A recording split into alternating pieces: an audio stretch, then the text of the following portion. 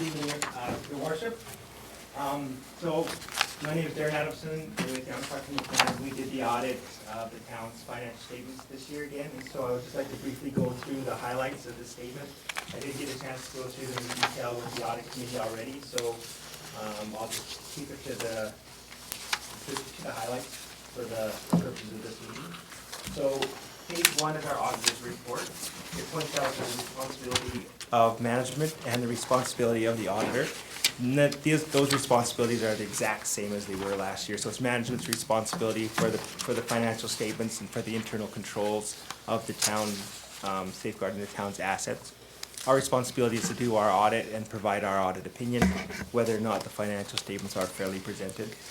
And our opinion is that yes, these financial statements do fairly represent the financial results of operations of the town for the year ended December 31st. So a clean auditor's opinion as we'd expect. Page 3 is our statement of financial position. So we have our assets, liabilities, and accumulated surplus.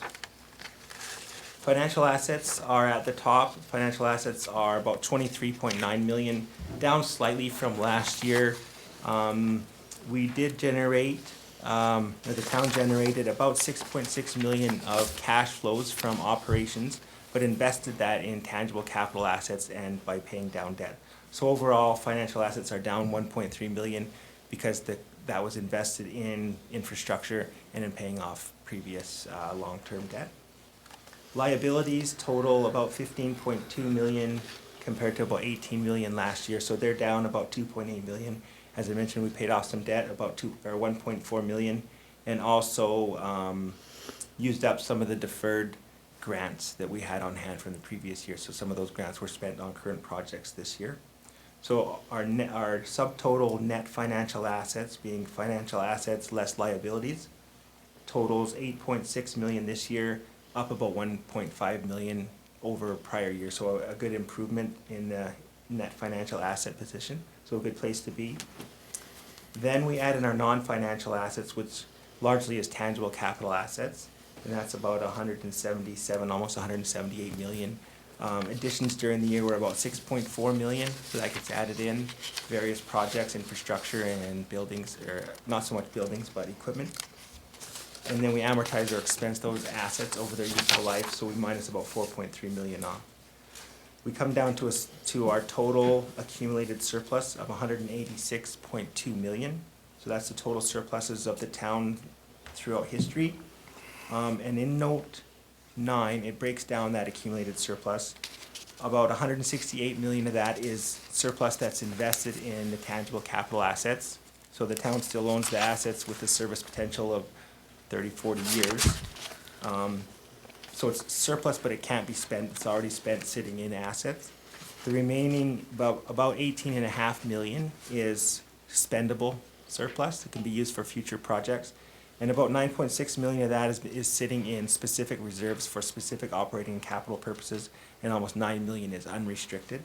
So 18.5 million in spending, and when you look at that if you look at page 4, you'll see your annual budget is somewhere around 24, 25, 26 million. So 18 million is, pretty good place to be as far as on an annual budget. But again, half of that is set aside in reserves, and a lot of that is for capital projects, which will go on into the future. So on page 4, we have our revenues and expenses for the year. Revenues totaled about 24.3 million this year, up a little bit from last year's 23 million. The biggest revenue sources are property taxes and user fees and sales of goods. 21.5 million out of the 24 million is from those two sources. Property taxes, 10.2 million, pretty close to budgeted amount. User fees and sales of goods is up a little bit over last year. The biggest thing there is developers' levies came in at about 971,000, and it's tough to budget for those, so there was no budget for that. So we're over budget there. Expenses this year came in at just under 26 million, a little under $1 million over budget, and up about 2.3 million from last year. So we're up from last year for a couple of reasons. One is our water charges or water fees went up, so the amounts that we pay for water from When we purchased it, went up, and that was about 650,000 or so. Overall salaries went up about 939,000, which is for various reasons. Cost of living increases for staff. There was a new planner position that was funded in there. And also with the Alberta 55+ summer games, there was some additional wages for getting things ready and for improving some of the infrastructure. So that's pretty well the highlights on the expenses. So they're up to about 25.9 million. So we have a deficiency of revenue over expenses of about 1.6 million compared to 684,000 last year. So a little bit a different position than last year. Then we add in our government transfers for capital, so our government grants. We had 6.4 million of capital asset additions this year. 4.8 million of those additions were funded by capital grants, so the remaining 1.7 million was funded by operations. The way we treat these capital grants is we recognize them as revenue this year, so it shows in the bottom line this year. So we have a total surplus for the year of 3,192,000. But the expenses for those government transfers for capital will come in future years as we amortize those assets over their useful life. So we recognize the full 4.8 million as revenue this year, and the expenses will be recognized in future years. So I always like to look at the line above that if we say, how do we do for the year? We had a deficiency of revenue over expenses of about 1.6 million, which is better than what was budgeted by $1 million or so because of those developer levies.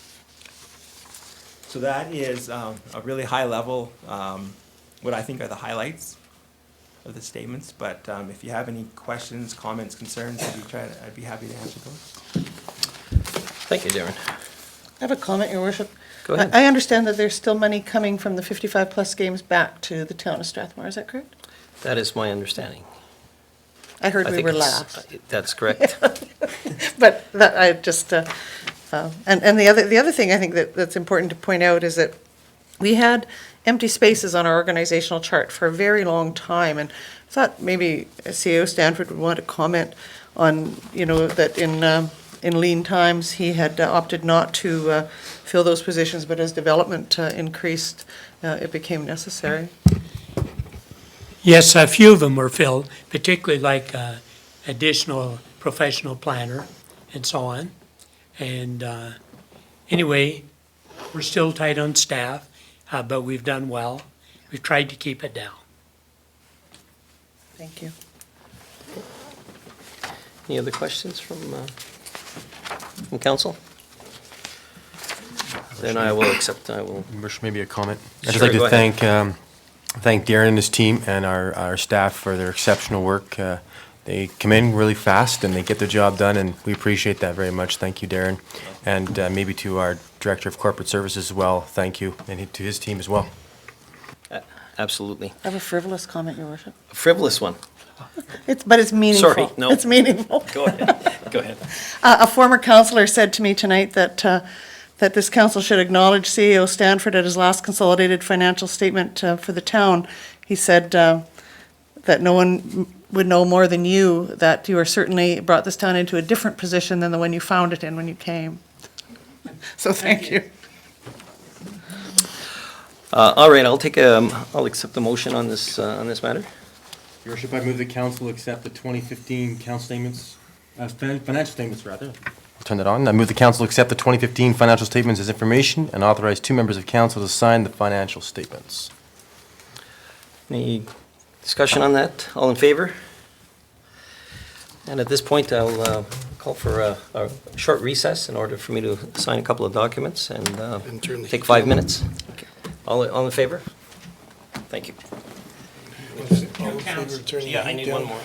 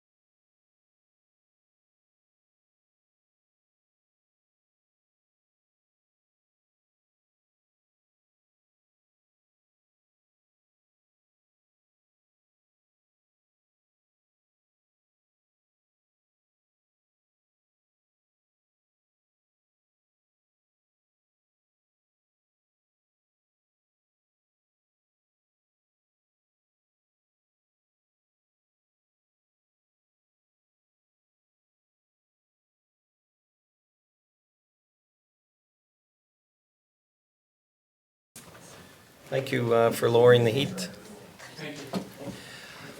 Turn it Just back. before we go on, thank you once again, Darren. Just before we go on to the next item, I meant to do this at the very start of this, and of course, I didn't. But I'd like to welcome James Thackeray to council. James is sitting in the front row. Maybe wave, James, so everybody knows you. James is going to be attempting to fill some very large shoes in the next little while. He'll be taking over the CAO position in a very short period of time. So I just wanted from council to extend and our community to extend a welcome to you, and good luck. You'll need it.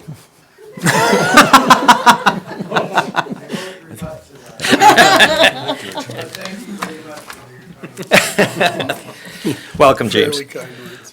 Next order of business is the delegation from the Strathmore Library Board. Welcome. Hi, Rachel.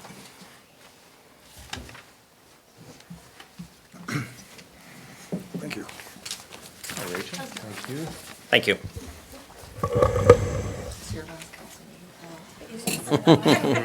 Thanks, Rachel. Make sure nothing happens tonight. Yeah, well.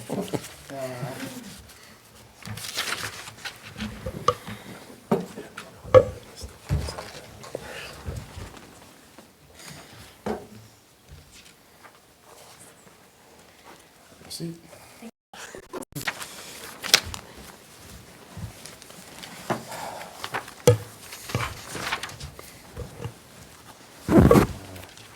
Good evening, and the floor is yours. Thanks, Thank you, Jim. Mr. Mayor. Welcome. Thank you, councillors. First of all, thank you for this opportunity. My name is Jim Greer. I'm the chair of the library board. With me today is our director of library services, Rachel Dick Hughes. Also with us in the audience are a couple of board members, Jeffrey Ball and Chris Dumont, who is also the vice chair of the board. What we're here today is basically to tell you what we did last year. We're basically going to be presenting a brief review of our year in review for your information, so that you can understand basically where your money went and how we spent it, and how we think we made Strathmore a little bit better through our services. So, that being said, I'll turn the first half of the presentation over to Rachel. Great, thank you. So first of all, we want to say thank you very much for your ongoing and growing investment in our library. We think you should be really proud of what your support makes possible in our community. We get a lot of positive comments about how the library is making the community more a community, and we're really excited about that. So in 2015, we ran 238 programs. We had over 3,100 participants, and these kind of spanned from 0 to up there. We had 5,945 card holders last year. 900 of those were brand new.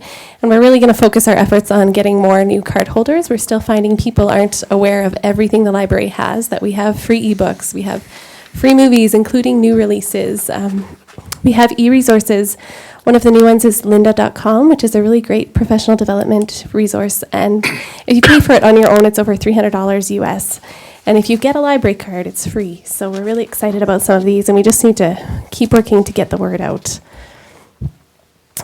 So we're getting busier. Our circulation is up, and interestingly, ebook circulation has kind of flatlined, but physical things are still going like crazy. We have a few unorthodox library items. We've got pedometers, we have literacy kits, and the 55 Plus Games Committee donated their bocce ball sets to the library. So these are available for loan, which is great because we're right by the, is it a court? Yeah, The court. Court. We're right there. So we already have people using them in this beautiful weather. Every year we do a survey to see how the community wants us to adapt to meet their requests, and we definitely have had a lot of requests to be open later in the evenings, especially for commuters. Being closed at 7 o'clock just doesn't work. So thank you to your funding increase in 2016. We were able to stay open till 8 p.m. 3 nights a week, and we're really excited about that. In 2015, we launched 3 new programs. So we started with Baby Goose Rhyme Time. This started in January. Our partnership with Five for Life allowed us free staff training to do early literacy programming. So we have a really highly qualified staff member who teaches rhymes and songs and stories and equips parents to really help their children develop. Signing Strathmore is a program that started when a community member came to us and asked if she could run it. And so we've got community volunteers running this program. And it's really amazing to see the skills of people in our community grow. Our facilitator, who is deaf, told us that now she's out in the community and she finds people she can communicate with. And that has made such a big difference in her quality of life. So we're really excited about making Strathmore more inclusive through programs like this one. And another program that makes us a little more inclusive is our visiting library service. This was made possible through our United Way grant last year. And it addresses the needs of those in our community who face significant transportation barriers and who are at risk of isolation. So we have a core group of volunteers who deliver audiobooks, large print books, regular books, CNIB materials if they're needed, anything people need. And so this is a photo of Arlene Brandt. She was featured in the Times last week. You might have seen it. And this year we've already launched 3 new programs as well. So we had a request for a drop-in knitting group. So we haven't limited it to knitting. There's anything you want to do craft-wise. There's coffee, there's friendly people. And so this is a great way to just build community and develop some new skills. We've also got a new teen program. It's our first time venturing into the teen area in a while. And it's thanks to a donation from the W. Brett Wilson Foundation. So they do theater games every second Monday night. And this kind of lets them express creativity and develop confidence and performance skills, which are really important. In the fall, we're looking to add a program for 7 to 11-year-olds because we've already had some requests for the younger kids. And Nighttime Tales is going on right now. This one just started this month. And we had parents who were working saying they couldn't access our programs because they were all daytime, weekday programs. So this is, in addition to our extended hours, we're able to bring some programs later in the evening. And so now we have people able to take advantage of the library who couldn't before. So we're very excited to see this program grow. And our extended hours and programming are already making a difference. As you can see, our visits between January and March of this year, from January and March to last year, are up quite a bit. And we're averaging over 5,000 people a month coming into the library. There's a comment at the bottom, I'm not sure if you can read it, but one of our survey respondents said, our kids use the library as a coping mechanism when they're feeling upset or anxious. They know they can come here to calm down because the environment is quiet and they can be in a safe, friendly, welcoming environment. So we're really proud of the way the space is used by the community now. People come in to do puzzles, play games, meet, study, and it's becoming a really important place, and we're really proud to be able to provide that.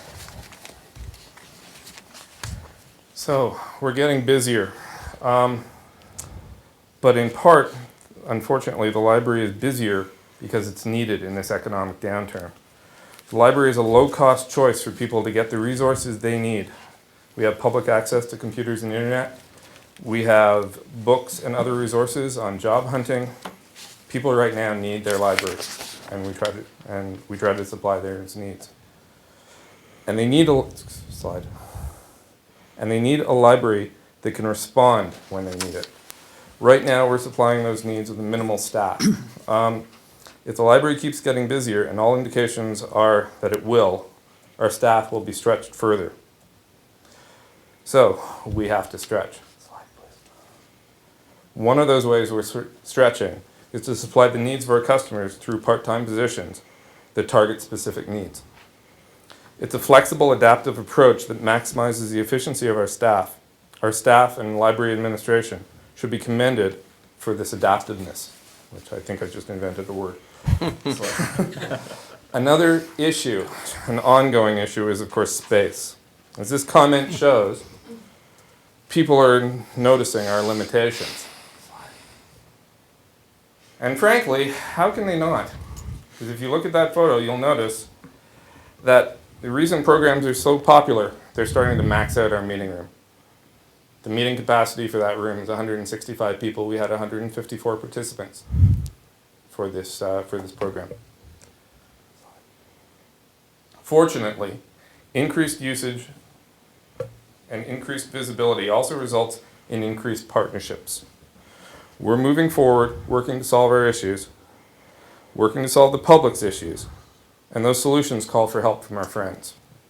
On behalf of the board, I would like to thank our partners and our staff and library administration for developing, growing, and maintaining these partnerships. And finally, we need to rely on ourselves. By planning for the future and focusing on key areas that will help us bridge through this time of economic downturn, this time of limited resources and space, and this time when more people need us more than ever. Because ultimately, serving more citizens of Strathmore, Wheatland County, and all of our other neighbors, wherever they're from, is a positive thing for this library and for this town.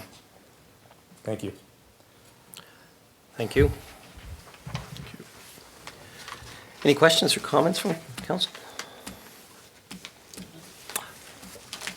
No? Actually, I have a couple of questions. One, I guess I was a little amazed at at the increase of the card holders for in the 1 year. That's I don't know what that number is. I didn't do the gazintas, but it's somewhere in the 18% mark or so. Right. That's amazing. What would you? What are your ideas on why that's occurred? I think one of the ways we've tried to get new card holders is to partner with organizations. I think that's helped a lot. So we, starting in 2014, we partnered with the Christmas Hamper Society by putting free memberships in all the hampers. So that has given us access to a whole range of people who weren't using the library and who were maybe intimidated by the prospect of library fees.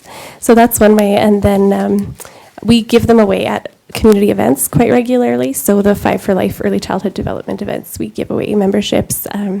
If I go to Baby Talk at Parent Link, we give away memberships. So yeah, I think that's part of it. And then we also have really passionate patrons who tell people, did you know you can get this at the library? So that helps us out a lot too. Great. Yeah. And just for the public's information, what does an adult cardholder's pass cost? It's $12 for the year. A family is $20. And a student or senior is $7.50. And if anyone tells us that the fee is a problem for them, we will waive it. So. I don't think you should have said that. Well, most people are very generous. That's good. And donate above and beyond. So. And I would also make just a quick comment. I saw the sign language course being given, and I don't know if there's a resurgence in this area, but I visited I went to see my granddaughter and my grandson, 5 years old and 3 years old, and they're both signing at me. So, and I'm going, this is really weird. You need to come to class. I have taken sign language, so I knew what they were saying, but I was amazed at that, and I just find it amazing and great that you guys are going down that road. I think it's fantastic.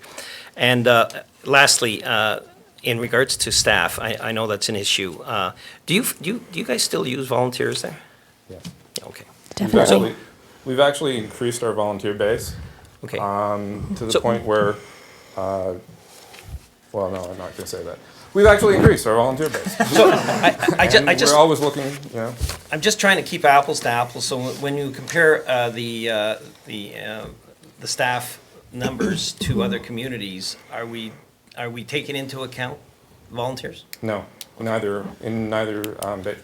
The full-time equivalents are based on the data provided by Marigold, by the Marigold Library System, and the Marigold Library System in their data collection is looking only at Paid employees. paid employees. And I mean, Just to further point out, unfortunately, I looked it up, but then I forgot to write it down. So, Brant, we're funding right now at what's called an essential level when you compare it to the province's standards and best practices.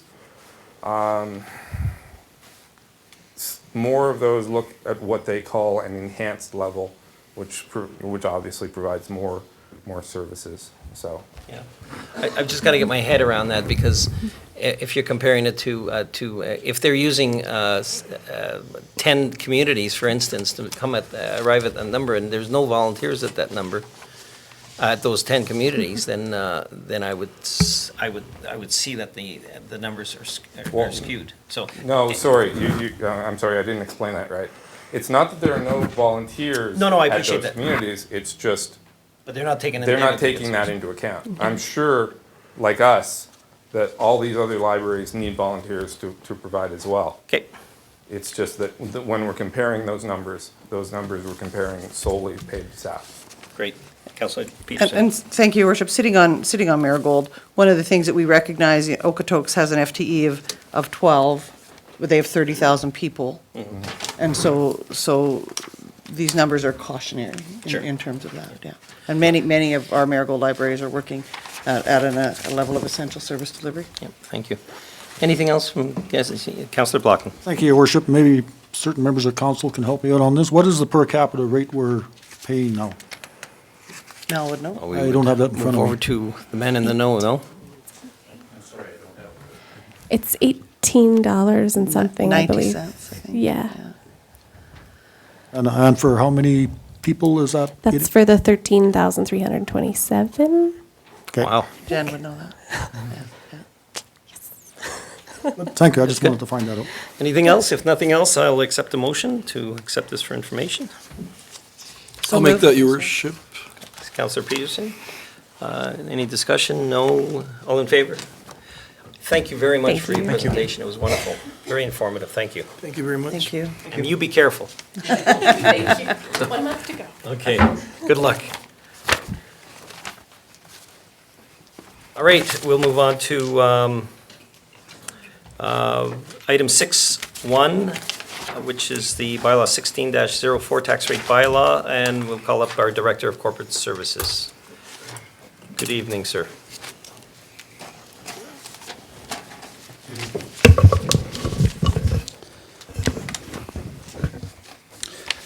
The municipal rate, mill rate, is calculated from the 2016 budget and the assessment roll for taxable properties within the town.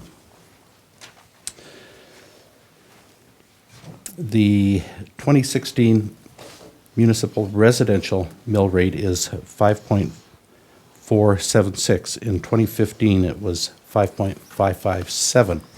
So there was a slight decrease. The 2016 municipal non-residential mill rate is 6.251. In 2015, it was 6.312, also a very small decrease in mill rate.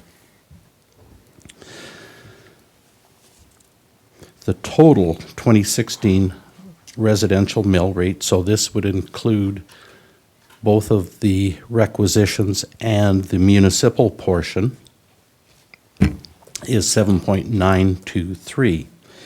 In 2015, the comparable number was 7.978. So the overall decrease in mill rate is 0.7%. The general municipal assessment base increased by 6.5%. And that was as a result of new construction and market value increases. So when you determine the mill rate, you take the total assessed value and divide it into the appropriate tax that you're taxing for, whether it's municipal, requisition, to determine the mill rate. So the education portion of the tax is remitted to the province, and the education requisition amount increased by $371,000 in this year compared to last year, and that's an increase of 8%. The Wheatland Housing Management Body increased their requisition also by $8,900, or 8.3%. The taxation for requisitions form 32% of the overall tax that we are obligated to charge. Questions?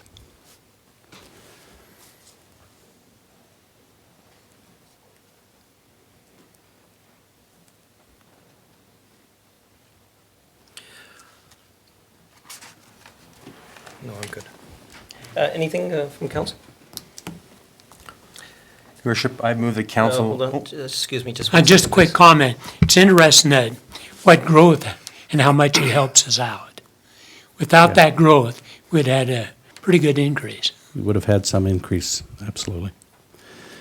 The increase that we do have, I think it's safe to say, is pretty much exclusively as a result of the education requisition increase. Councillor Peterson. Thank you, Your Worship.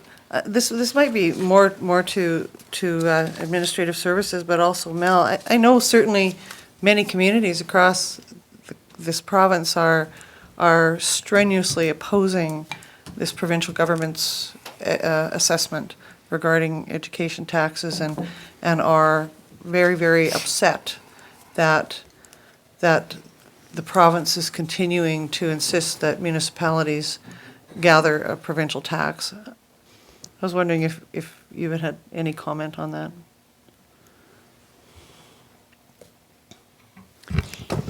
It's interesting, over the years at AUMA, how we've discussed and debated it, and AUMA have always felt that the province, it should be collected through Golden Hills, through the school division.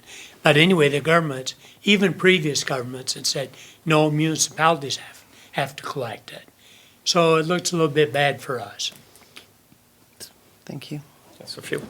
Thank you, Your Worship. Through the chair to our Director of Financial, I just wanted to clarify again that we're showing a 2.3% tax increase, and that will include the education portion? Yes, that does include it. Okay. If we did not have that, we would have been at a very similar rate to last year. Okay, thank you. Councillor Blockman. Thank you, Your Worship. Through the chair to our director. The total education requisition that increased by 371,000, is that a direct result of that announcement 2 days ago? It's as a result of the budget. They announced the education requisitions in tandem with the overall provincial budget. Right. Okay, thank you. Your worship, if there's nothing further? No, I just want to make it very, very clear that you know, and it's been said a couple times, but we will be getting complaints about this rate. I know we will, and I think it's just really, really important to remember that we have nothing to do with this rate increase. That $371,000 is money we collect from our taxpayers, and we write a check to the provincial government for that amount. That's our job. That's required by law. We have no choice in the matter. We'd like to see it changed. We've tried very hard over the last few years to get that changed, but it does go on our tax bill, but it is certainly not funds. It's not a tax, not a municipal tax, because we don't see 1 cent of it.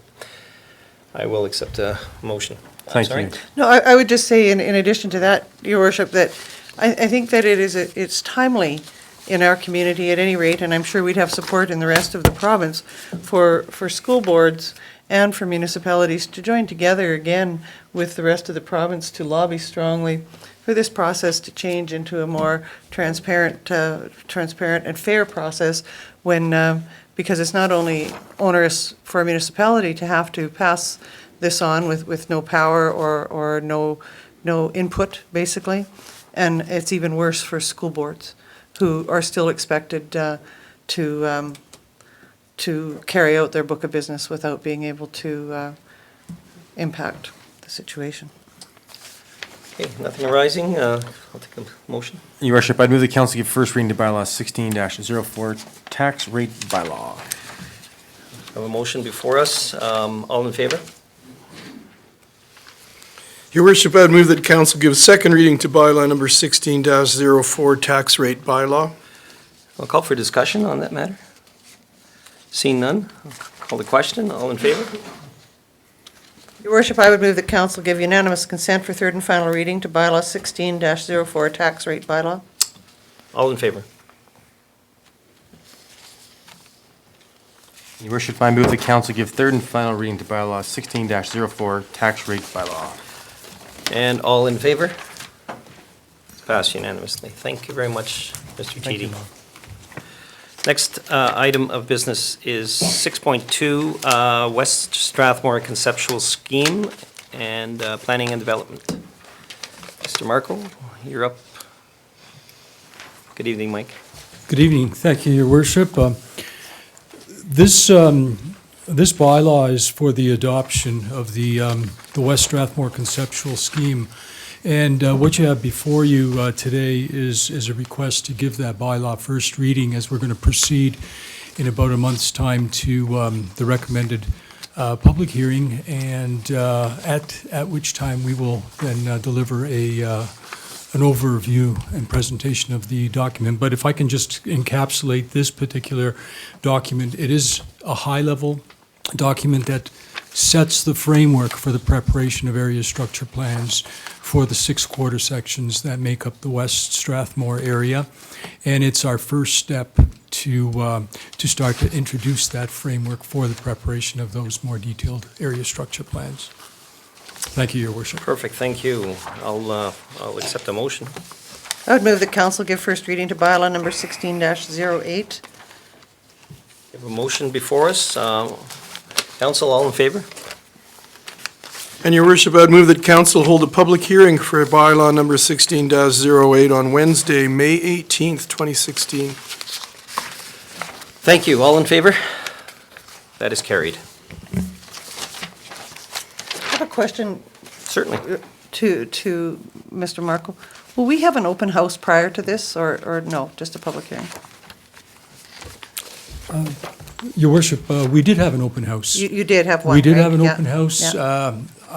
The date has slipped my mind, but it was February. approximately a month and a half ago. Yeah, February, It was yeah. held right here in the council chambers. Yeah, thank you. Thank you. We'll move on to 6.3, bylaw 15-32, CAO bylaw. And Ms. Watsky, I think you have the mic. Thank you, Your Worship. Your Worship, just before I start, I just want to make sure council has received the revised report. So with the hiring of a new CAO, council needs to pass a new bylaw. Bylaw 1532 CAO bylaw has been forwarded to us by our legal counsel. It was reviewed by our policy review committee on April 12th, and it was also reviewed by council during a CAO meeting on April 13th. This bylaw establishes the position of CAO. It also establishes and defines the powers and duties of the CAO and provides appointment of the CAO to a designated officer and delegates the powers and duties and functions.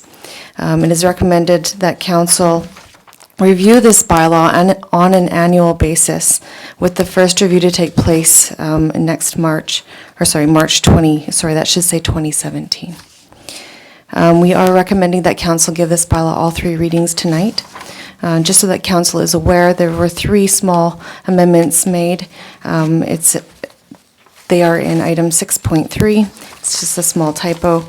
Item 9.1B, another typo, and item 10.1J is being removed. And that would come forward later to council through a designated officer bylaw. Thank you. All right, I'll accept first reading to this bylaw. Your Worship, I move the council give first reading to bylaw 15-32 CAO bylaw.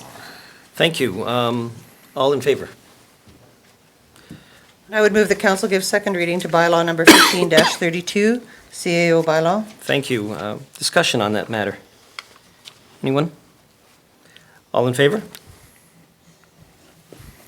Your Worship, I move the council give unanimous consent to a third reading of bylaw 15-32 CAO bylaw. Thank you. All in favor? That is unanimous. And Your Worship, I move that council give third and final reading to bylaw number 15-32, CAO bylaw. All in favor? Thank you. That's, bylaw is carried. And further to that, I understand, did you want to carry on, Councillor Swatsky? All right. Oh, nice. Congratulations. That was easy. Ms. Swatsky. Your Worship, council also needs to pass a separate motion this evening authorizing Mr. Thackeray to carry out the powers of CAO as of April 23rd, at 12:01 a.m. Thank you. So move, your worship. Is there any questions from council? And this just, you maybe read the whole motion, Yes, please, Your Worship. Jen. It reads that council authorize Mr. James Thackeray to carry out the powers, duties, and functions of Chief Administrative Officer for the town of Strathmore commencing April 23rd, 2016 at 12:01 a.m. Thank you. You still Yes. move that motion? Thank you. Your Worship, maybe just a question of clarification. Sure. We did pass a motion earlier, and maybe Ms. Swatsky can speak to as to why we're modifying that motion. I can, Your Worship. So in the MGA, council can appoint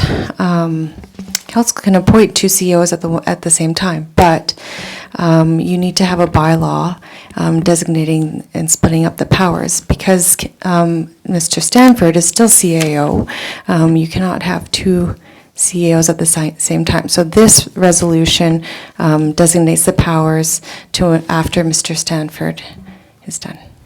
Which would take place on April 22nd at midnight, Correct. which would be his last moment. Final. I mean, in the seat. Wow. This is a tough crowd. Any other questions from council on this issue? All in favor? And that motion is passed. Thank you. All right. We'll move on to bylaw number 15-27, taxi bylaw. Your Worship, be excused? yeah, thank you. I wish to be excused. On a potential conflict of interest. Show Councillor Wells is leaving the building or the room. And first reading's already been read on this issue. Are there any preliminary motions to be made on this? No. I'm having trouble finding mine. Sorry. I will comment that I'm concerned that this is an important bylaw for us. It's a complex issue, and certainly I would appreciate if more members of council were present. So you would like a different one? Yeah, sorry, Your Worship, I would also agree. I think this is a really important matter, and to have a couple of members not be able to be here tonight and one having to excuse himself for a potential conflict of interest does not put us in a good situation as far as doing the proper job and the most thorough job we could dealing with this potential bylaw. So I would like to defer this to put it off until we have a full council present. So your motion would be what, Councillor Field? I would move that we defer this, I guess I turned, postpone this matter until, let me just, May 4th. till May 4th. Let me get my glasses back on. Your Worship, I move that council postpone consideration on bylaw number 15-27, taxi bylaw, to the May 4th, 2016 regular council meeting. Thank you. Council's heard the motion. Is there any discussion on that? All in favor? That's passed unanimously. Can you get Councillor Wells back, please? I would also just mention on this bylaw that Legislative Services have attached a discussion paper on this bylaw, and certainly if anyone is interested in reading that, you're welcome to it. It will be discussed at the May 4th council meeting when this bylaw will be dealt with. And we can show that Councillor Wells is back in chambers. Thank you, Your Worship.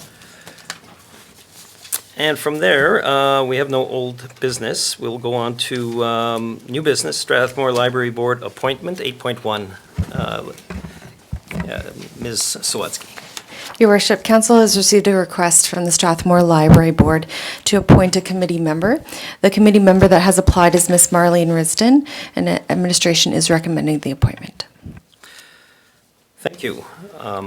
And Your Worship, if your council's ready for a motion, I would move that council appoint Ms. Marlene Risen to the Strathmore Library Board for a term ending, well, one term rather, ending October 30th, 2016. Thank you. Any discussion? Call the question. Yes, I'm sorry, go ahead. Yeah, Your Worship, maybe to Rachel or to Jim, how many more board members are we looking for? Are we full? We're not full. I believe we can have up to 10, if this appointment goes through, that will put it at 7, which is a fairly good number for the business of the library board. Awesome, thank you. Thank you, Your Worship. Thank you. All in favor of this motion? That is passed. Thank you. And 8.2, request for letter of support from the town of Fox Creek. Legislative Services. Your Worship, Council has received a letter from the town of Fox Creek requesting a letter of support for their efforts in establishing a bylaw to enable them to collect fees from hotels and motels in order to raise revenue to cover costs incurred by them from shadow population. And administration is bringing this request forward to council for their discussion.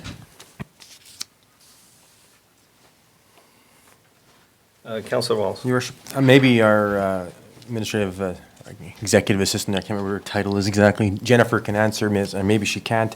I understand they're just looking for a letter of support, and they haven't actually been taken to court yet, from what I understand. Is that correct? No, in the letter, from what I gather, is that they have the potential to go to court to force the hotels and motels to pay this fee that they're thinking of implementing. Thank you. Or charges, sorry. Councilor Few. Thank you, Your Worship. Just 2 questions. I'm not sure if anyone has the answer. Could someone clarify for me what the shadow population is? Your Worship, That is? the definition of shadow Yeah. population. So shadow population is, for instance, Fox Creek, I believe, is a community big into oil and gas. So their shadow population would be the people coming to live in the community in hotels and motels when they have homes elsewhere. It's also, so shadow population is also recognized when a community does a census. The municipal affairs grants communities authority to include the shadow population in their census. Okay, thank you. And the second thing I was going to say is, one of my concerns about voting in favor of forwarding a letter to the town of Fox Creek is that may informally show that we support this kind of a levy or a fee collection from our own motels and hotels in our area, and I'm not very in favor of that sort of thing, so I would be really hesitant about this letter endorsement. Yes, Councilor Peterson.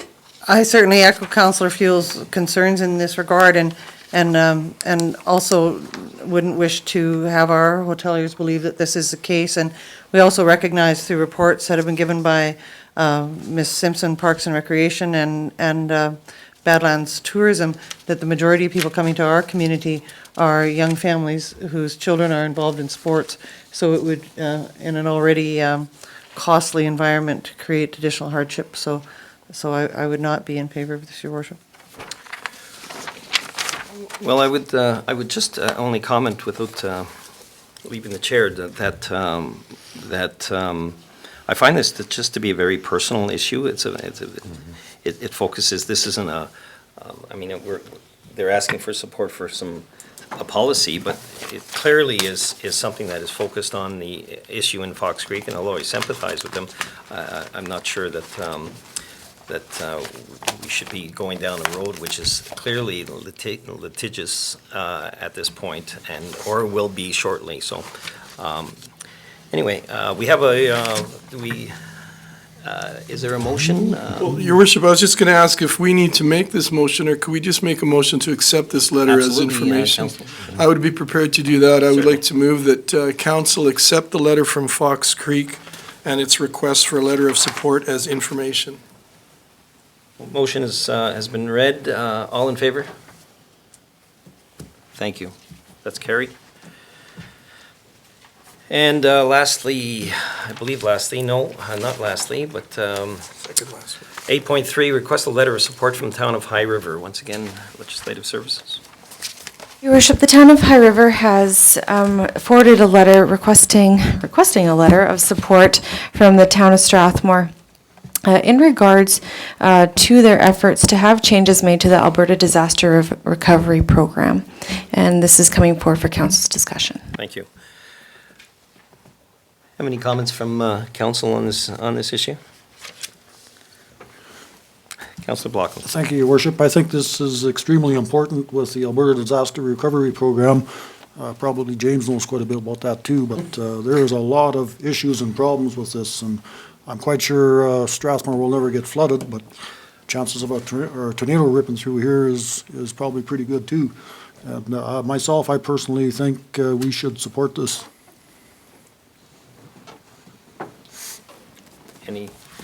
If there's no other comments or questions, can I get a... Your Worship, I would move that council forward a letter to the town of High River in support of their efforts to have changes made to the Alberta Disaster Recovery Program. Having heard the motion, all in favor? That's passed unanimously, and administration, I'm sure you can get that letter out and prepared. Okay, and we'll go on to administration. Anything from administration today? Committee and departmental reports, there's none at this time. Questions between councillors or to administration? Councillor Pearson, did you have something on that matter? Something just very briefly, Your Worship. Some time ago, a few weeks back, council agreed to extend the regards to Siksika through a pin exchange, expressing our desire to work with them into the future on issues of mutual concern. And I know that this administration has been extremely busy in the last while, but I was hoping that we could move that agenda forward now. Thank you. Anything else to administration? I do have one issue, and it's to administration. We've already heard the effects of the 8% increase in education taxes and how that's going to affect our tax rate, or our taxes that our citizens will be paying. I'm wondering if you can provide any other info of any other effect that you see the new provincial budget having on our our municipal finances. I take it you're going to field this question, Mel. Yes, thank you, Your Worship. The town uses just under 100,000 liters of fuel for town vehicles and equipment. The budget proposes a carbon tax both for gas and diesel fuel. For gas, it's 4.5 cents per liter in 2017, and in 2018, it's 6.7 cents per liter. For diesel, in 2017, it's 5.4 cents, and in 2018, it's 8 cents. So the cost in the way of taxes on fuel that is purchased for vehicles and equipment will be $4,600 in 2017 and $6,900 in 2018. The other part of the carbon tax put forward by the government is on natural gas. The town uses 12,500 gigajoules of natural gas, and in 2017, the proposed tax rate is $1.1 per gigajoule, so $12,600 in additional taxes in 2017, and in 2018, that tax rate is $1.52, almost $19,000 for additional taxes. The total for 2017, $17,200. For 2018, $25,800. That is on top of the province making a change on wheatland housing units. In 2015, the town became responsible for some social housing units, and that was approximately $39,000.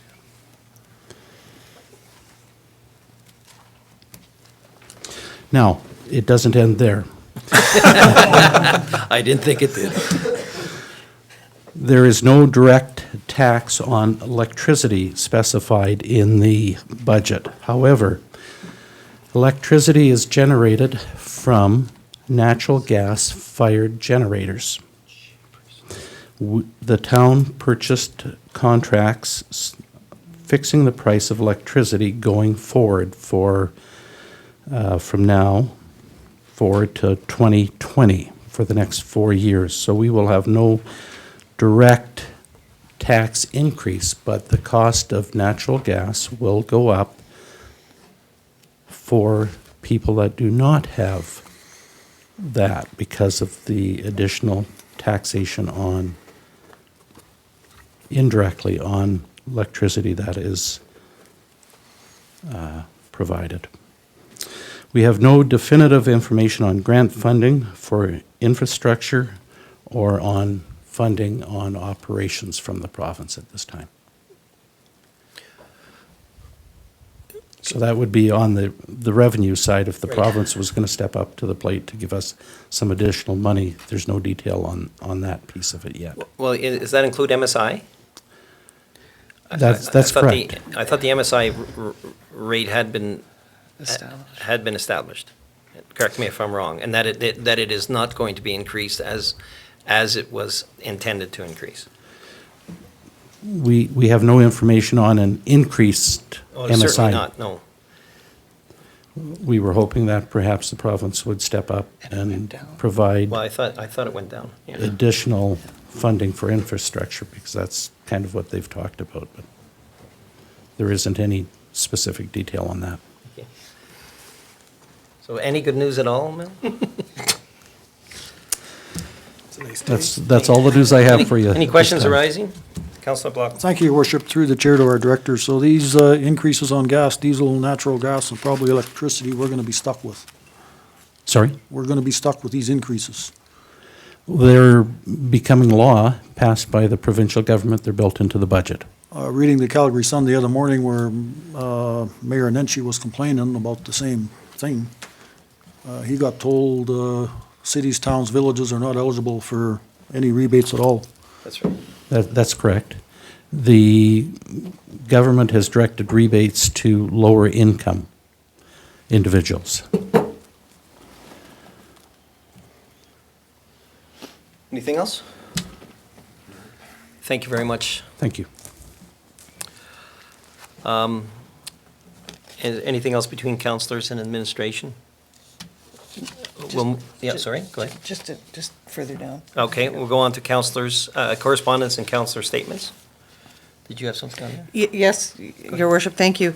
On May the 6th, the Strathmore Overnight Shelter will be hosting a two-part information session from, if you belong to an organization or a service, or you are a service organization in this community, they would certainly love to have you present from 5 to 6:30 for a meeting for dinner and for an information session.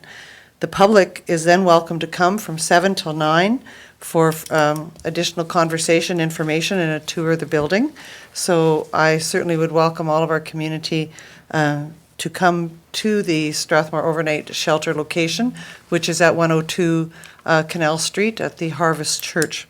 And that board and the community in that environment very anxious to meet with community and talk to them and get ideas and also tell them what they are planning on doing in the near future. Thank you. Thank you. Anything else?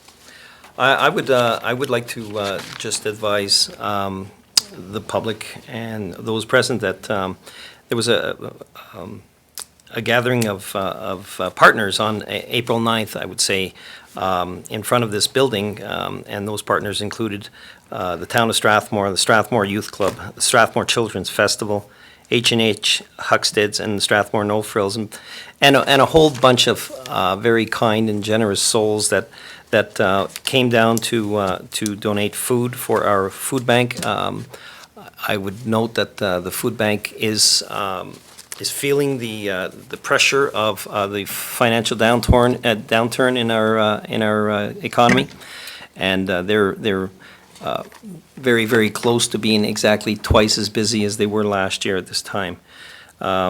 So they were kind enough to provide us with a list of items that they could really use, and I was very, very impressed with the response by so many people that came down and helped us fill the bus. We had the youth club new, it's not a new bus, but their newly acquired youth club bus come and park in front, and we filled it. That was the idea, was to fill the bus. So we gathered 2,006 pounds of food and $485.60. So I want to thank everybody that participated in that, and please keep the food bank in your thoughts, and if you have something extra, drop down there and drop it off. Thank you.